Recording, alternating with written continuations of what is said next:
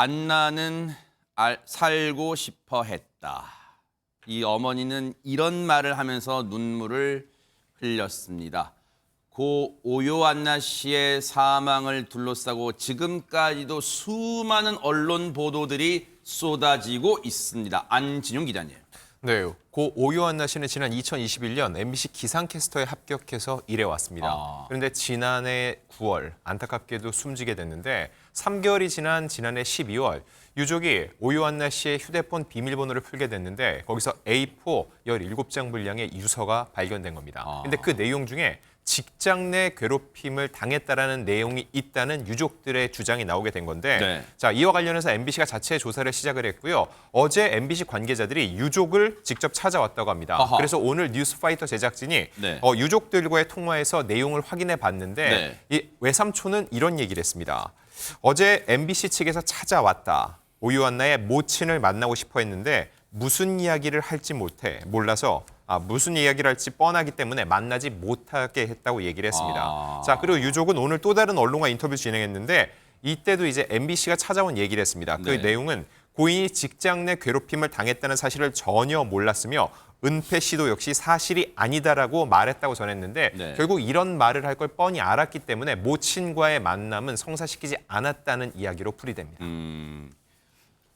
오요한나 씨, 고 오요한나 씨 측의 이 유족들은 아까 그랬잖아요. 무슨 이야기를 할지 MBC 측이 찾아왔지만 무슨 이야기를 할지 뻔해서 만나지 않았다는 거예요. 그러면 그 말은 뒤집어 보면 김묘성 기자님, 사망한 지 고 오요한나 씨가 사망한 지 넉 달쯤 지났어요. 이제 와서 뭐 하겠다는 거 지금 이런 마음이 깔려 있나 봅니다. 네, 그런 것 같습니다. 유족 측에서는 아직까지도 회사인 MBC 측에서 모르쇠로 일관하는 것 같다면서 답답함을 토로하고 있습니다. 이제라도 알았으면 사과를 하거나 아니면 보도를 통해서 전달해야 되는 것이 맞지 않느냐라는 입장인데요. 그리고 입장문을 내고서는 그 입장문 안에 고인은 프리랜서라고 못 박은 것도 비정규직의 어두운 현실을 그대로 드러낸 게 아니라면서 비통해했습니다. 또 동시에 오늘 한 언론 보도를 통해서는 고 오요한나 씨의 어머니가 오요한나 씨의 직장 선배와 전화 통화를 나누었던 그 녹취록을 공개하기도 했습니다. 그 내용을 잠시 살펴볼 텐데요. 네. 지난해 9월 15일입니다. 네. 어머니는 울음을 터뜨리면서 그 오요한나 씨의 직장 선배에게 전화를 합니다. 네. 눈물을 흘리면서 요한나가 하늘로 갔어요라고 이야기를 합니다. 그랬더니 직장 선배는 당황해하죠. 네, 잠시만요. 그게 무슨 말씀이세요? 라고 되묻고 어젯밤에라는 말로 이야기를 이어갑니다. 그때는 직장 선배가 잠시만요. 어머니 그게 무슨 말씀이세요? 무슨 일이 있어서? 라고 이야기를 하자 네. 사고로 죽었다라고 일단 이야기를 합니다. 네. 그랬더니 네, 아니 갑자기 왜요? 제가 바로 회사에 연락할게요 라는 얘기까지 하는데요. 네. 어머니는 더 크게 오열을 하면서 이야기를 이어갑니다. 내 새끼같이 열심히 살고 부지런하게 사는 애가 없었는데 네. 라고 한스러운 마음을 내보이면서 어떻게 어머니라는 직장 선배의 말에 믿겨지지 않는다. 벌떡 일어났으면 좋겠다라고 가슴 아픈 이야기를 이어갑니다. 네. 그러다가 네. 오요한나 씨의 선배 기상캐스터 특정인의 이름을 꺼냅니다. 네. 그리고는 내가 한 번이라도 전화를 하고 싶었다. 왜냐하면 안나가 그 특정인에게 스트레스를 많이 받고 우울해서 죽겠다고 할 때도 많았다. 우리 요한나 힘들지 말게 해달라 얼마나 기도했는지 모른다. 아시잖아요. 누구가 그 특정인이 우리 요한나를 힘들게 했던 거라고 이야기를 하자 네. 직장 선배는 하라고 한숨을 내뱉으면서 근데 어머니 안나가 혹시 다른 이유에 힘든 일은 있었나요? 라고 물어보자 네. 어머니께서는 다른 것도 있긴 했는데 약간 우울증 치료도 받으러 다녔다라고 이야기를 하면서 네. 그 증상이 심했는지 최근까지도 발랄하게 연락을 해온 바가 있다면서 선배의 이야기로 일단 끝맺음이 됩니다. 네. 일단은 저 통화가 지난해 9월 15일 날 이루어진 거예요. 당시 고 오요한나 씨가 사망한 직후인 것으로 지금 통화 내용상은 추정이 됩니다. 그런데 허준 변호사님, 어머니는 딸인 고 오요한나 씨가 어떤 부분에서 직장 생활이 힘들었는가를 상당히 소상히 지금 알고 있는 듯한 그런 분위기예요. 모녀 사이가 상당히 가깝고 속내를 털어놓으면서 서로서로 많은 걸 나누었던 것으로 보입니다.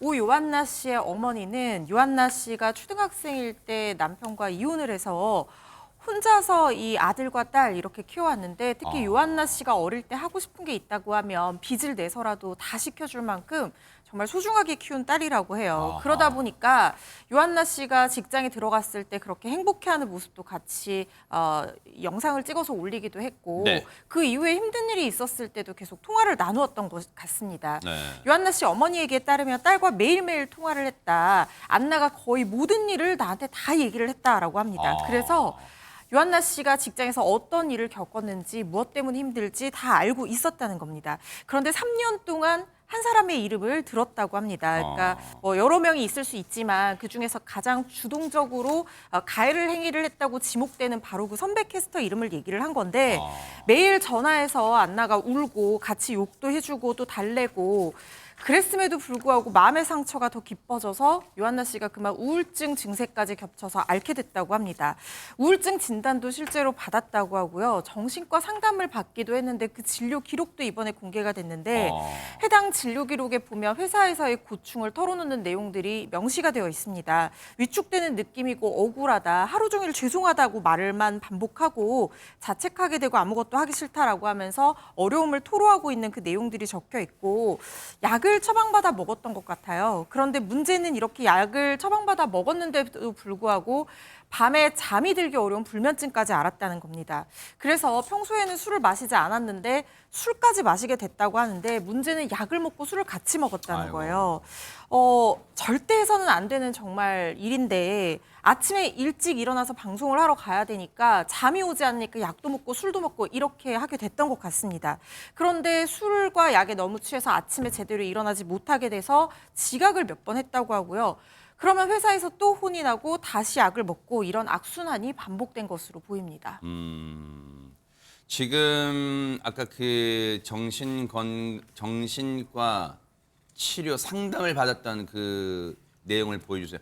지금 유족 측에서는 이런 상황까지 진료 기록까지 공개를 하면서 고 오요한나 씨가 상당히 힘든 상황이었다는 것을 지금 이게 뒷받침하는데 자료로 공개를 한 것 같아요. 그런데 지금 보면 최명규 원장님도 이제 정신과 치료를 하시잖아요. 정신과 전문이시고 지금 저 상담 내용을 보면 마지막 줄에 이제 이게 나와요. 그래서 반항하고 자책하게 되고 회사 생활을 견디고 있는 요한나님. 이건 혹시 본인이 그렇게 기록한 거예요? 아니면 의사 선생님이 면담하면서 상담하면서 이렇게 기록한 걸까? 어떻게 되는 겁니까, 이건?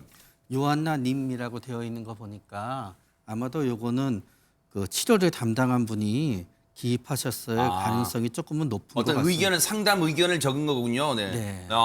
그럼 보세요. 일단은 최명규 원장님이 이 상황 진료 상담 내용을 봤을 때 당시에 고 오요한나 씨가 생전에 상당히 힘든 상황이었음을 엿볼 수 있는 대목이 어떤 부분, 특정 내용 중에 어떤 부분일까요, 그러면? 사실은 가장 어려운 부분은 의외로 요 집중이 잘 안 된다는 부분이었을 거예요. 집중이 잘 안 되기 때문에 뭔가 모든 거를 갖다 숙지하고 이제 얘기를 해야 되잖아요. 그게 이제 어려워져요. 그러다가 보면은 실수하면 어떡할까 떨리게 되거든요. 그러다가 보면은 그 다음에 여기에 있는 위축감에 사로잡혀요. 그리고 평소에 자신의 능력을 다 발휘하지 못하고 네. 점점 어렵다고 생각하게 되니까 본인이 최선을 다하고 있지 않다는 죄책감에 이제 사로잡히게 되지요. 네.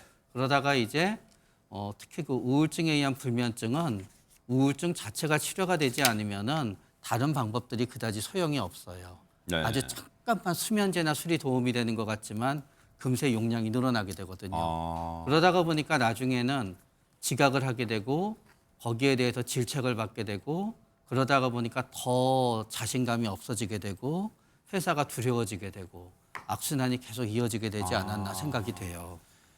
이렇게 딸이 생전에 직장에 다니면서 그렇게 하고 싶던 일이었어요. 기상캐스터. 그리고 그렇게 들어가고 싶던 회사였어요. MBC. 그렇게 생전에 즐겁게 다녀야 할 직장이 매일매일 고통 속에 신음 속에 다녔던 걸 어머니는 알고 있었고 그리고 딸의 죽음 이후 그 원통한 마음 가슴 찢어는 비통한 마음을 지금 세상 밖으로 다 꺼냈어요. 그런데 안진용 기자님 여기에서 MBC 측의 입장은 뭐였습니까? 이걸 순차적으로 볼 필요가 있는데요. 일단 지난달 28일 첫 입장문이 나왔습니다. 그 내용을 보면은 오요한네 씨가 프리랜서로 일하면서 자신의 고충을 담당 부서나 함께 일했던 관리자들에게 알린 적이 전혀 없었다고 밝혔습니다. 자, 그리고 이렇게 고충을 신고했거나 책임 있는 관계자들에게 피해 사실을 조금이라도 알렸더라면 회사는 당연히 응당한 조치를 했을 것이라고 했는데 네. 이 이후에 유족의 이야기를 들어보면은요. 오요한나가 그 내부적으로 분명히 이거에 대해서 토로하는 내용을 담은 증빙, 자료, 녹취가 있다고 얘기를 했습니다. MBC 네. 입장과는 많이 다르죠. 그 후에 비판 여론이 일었고 MBC는 자체 진상조사위원회를 꾸렸고 어제 첫 번째 회의가 있었습니다. 이 회의는 어떤 이야기가 오갔는지에 대해서 취재가 들어갔습니다. 그때 언론사에 MBC는 이렇게 얘기를 합니다. 진상조사위원회가 꾸려져 있는 상황에서 뭐라고 말씀드리기는 부적절한 것 같다. 그리고 첫 회의는 잘 마쳤다. 내용은 따로 전달받은 것이 없다. 자, 제가 볼 때 이 답변 자체는 크게 문제는 없을 것 같습니다. 왜냐하면 첫 회의가 진행이 됐고 여기서 별다르게 이렇게 나올 내용이 없는데 일일이 다 언론을 통해 보도되는 게 부적절하다고 얘기할 수 있는데 중요한 건 뭐냐면은 앞서 28일 때 이때 문제제기가 있었을 때는 면밀하게 검토를 하지 않고는 그런 일이 전혀 없었다. 조금이라도 알렸더라면 그러지 않았을 것이다라고 단정적으로 얘기를 했거든요. 본인들이 이 책임을 회피할 때는 굉장히 단정적으로 곧바로 입장을 내놓고 정식으로 진상조사위원회가 꾸려진 다음에는 입장을 요구할 때는 지금 말하는 건 부적절하다는 게 앞뒤의 맥락이 맞지 않는다는 지적입니다. 그러니까요. 뭔가 그때는 지난달 28일 날 첫 입장을 낼 때는 섣불리 냈다는 생각을 지우지 못하잖아요. 우리가 지금. 근데 앞서 지난달 28일 날 냈던 입장문 섣부른 것도 있지만요. 최지만 교수님. 저는 이해가 안 되는 표현이 있어요. 앞서 유족 측도 그 부분을 지적했지만 보세요. 고인이 프리랜서로 일하면서 사람의 죽음에 프리랜서 죽음이 따로 있고 정규직 죽음이 따로 있습니까? 그냥 고인이 일하면서 하면 되잖아요. 프리랜서를 왜 넣는 거예요, 여기? 그러니까요. 그러니까 예를 들면 프리랜서라는 단어를 넣으면 책임감이 좀 줄어든다고 생각을 했겠죠. 그게 잘못된 생각이죠. 네. 지금 말씀하신 것처럼 직장에서 일하다가 괴롭힘을 당하고 그것 때문에 피해를 당해서 결국은 이제 스스로 목숨을 끊은 이런 사건 아닙니까? 그러면 그게 무슨 역할을 했든 어떤 일을 했든 그게 중요한 게 아니잖아요. 직장 내에 있는 잘못된 문화를 바로 잡는 게 중요한 거죠. 그 사람이 프리랜서든 정규직이든 그건 전혀 관계가 없어요. 중요한 건 직장 내 괴롭힘이 존재한다는 것이고 그 괴롭힘에 대해서 문제를 밝혀서 다시는 그런 일이 벌어지지 않을 수 있도록 직장 내 문화를 바꿔야 되는 거죠. 그런데 거기에 굳이 프리랜서라고 집어넣은 이유를 그냥 해석해 보면 피해를 좀 줄이려고 하는 의도가 있지 않나는 비판을 피할 수 없다는 거예요. 그게 잘못된 행동이라고 생각하고요. 네. 관련해서도 MBC 기상캐스터 출신 우리 박은지, 배수연 씨 등이 추모와 함께 사내 문화를 지적한 데 이어서 네. 국민의힘의 배현진 의원이 또 MBC 출신이잖아요. 네. 비판하고 나섰는데 뭐라고 얘기를 했냐면 MBC에서 퇴사하면서 한 얘기가 있다. 겉으로 보면 번지르한 가정집인데 실상은 심각한 가정폭력을 자행하는 것과 똑같은 것이라고 지적을 했고 MBC 사내 전반에 그런 문화가 있다. 누가 괴롭히는 걸 묵인하고 용인하고 아쉬워한다, 쉬쉬한다. 이런 표현을 썼습니다. 뿐만 아니라 MBC 대주주가 방송문화진흥회입니다. 네네. 그 방송문화진흥회가 대주주인데 거기에 이사장인 권태선 이사장도 이 문제에 대해서 직장 내 괴롭힘 의혹과 관련해서 개선책을 마련하도록 MBC에 요구하겠다라고 밝혔습니다. 네. 배현진 의원이 지적한 부분, 상당 기간 몸담았던 그리고 간판인 뉴스데스크 앵커까지 했던 배현진 의원이 했던 말이 다가오는 게 겉으로 보면 번지르르하다 그랬잖아요. MBC 아마 청년층한테는 다들 들어가고 싶은 꿈의 직장일 수 있어요. 번지르르하잖아요. 그런데 안으로 이런 일이 있을 줄 누가 꿈에나 알았습니까? 그런데 과연 이 문제 앞으로 어떻게 대처할지 진상조사위원회 꾸렸다고 하니까 과연 정말 내실 있는 진상조사위원회를 운영할지 앞으로 뉴스파이터도 눈 부릅뜨고 따라붙어 보도록 하겠습니다.